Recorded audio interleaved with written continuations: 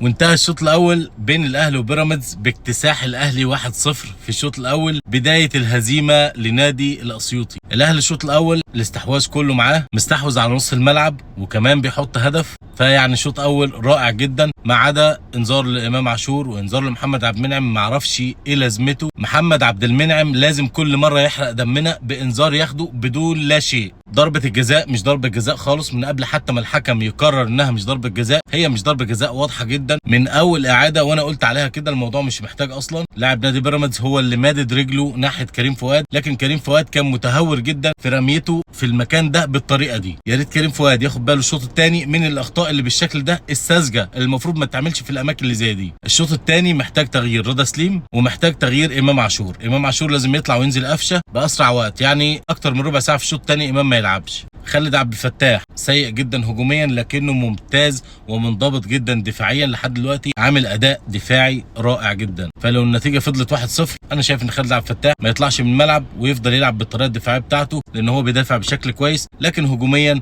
ممكن نعوضه بوجود حسين الشحات في الجنب بتاعه، ممكن نعوضه بحد مثلا ممكن يزيد من نص الملعب مع الهجوم، يعني ممكن نعوضه باي شكل من الاشكال. لكن في حاله تعادل بيراميدز لا قدر الله لازم فورا خروج خالد عبد الفتاح ونزول محمد هاني علشان تقدر تنشط الناحيه الهجوميه بشكل اكبر. بس كده ده اللي حصل في الشوط الاول. شوط اول ممتاز، نتمنى الشوط الثاني يكون افضل من كده والاهلي يحط هدف واثنين، واتمنى ان شاء الله رب العالمين 3-0 للاهلي. شكرا لكم، سلام، نشوفكم بعد المباراه.